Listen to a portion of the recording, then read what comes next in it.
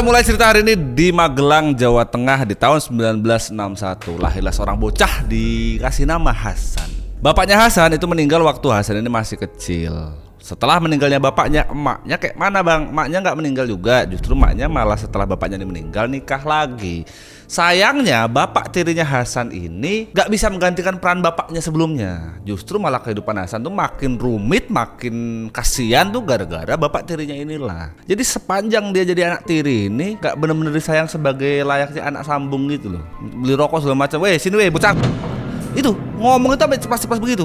Sampai ada satu momen yang bener-bener masuk di core memori dia ini, dibilang bapak tirinya ini bilang gini, "Weh anak lu jadi apa sih gedenya? Bisa apa juga nggak bisa lu. Dasar anak gak guna lu." itu yang keinget terus di core memori dia. Nggak cuman secara verbal kata-kata gitu aja, fisik juga tuh sering. Dan gara-gara semua kejadian yang ada di rumahnya ini, Hasan ini tumbuh jadi anak yang penakut. Sampai berdampak ke kegiatan sekolah dia. Di umur 12 tahunnya Hasan, kawan-kawan dia ini harusnya udah masuk SMP. Hasan telat setahun enggak dia. Kawan-kawannya udah masuk SMP, Hasan ini masih kelas 3. Telatnya tuh berapa tahun gitu. Lama-kelamaan Hasan ini mikir, rumah tuh nggak jadi lagi tempat yang aman. Sekolah juga aku udah malu lah bareng sama anak yang di bawah dia umurnya gitu.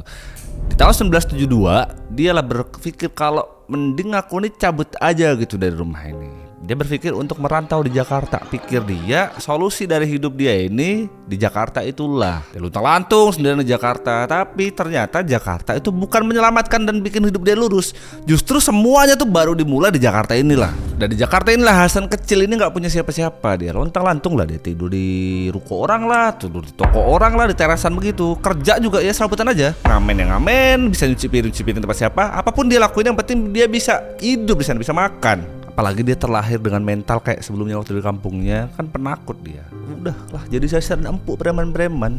Dan puncaknya si Hasan kecil ini sama preman-preman tadi tuh suruh melakukan sesuatu yang lu kalau pernah nonton Panginov tuh Andika yang 84 pernah, ampun oma cuci lebok oh. Jadi preman-preman di sekelilingnya Hasan ini sering ngajak dia ini adu panco. Enggak sekali dua kali, berkali-kali. Udah mah dari kecil di keluarga Hasan ini, dari bapaknya begitu, sekarang dia ngerantau keluar, dapat lagi perlakuan yang nggak enak lagi. Lo bayangkan mental anak itu tuh tumbuh dalam kondisi yang kayak mana?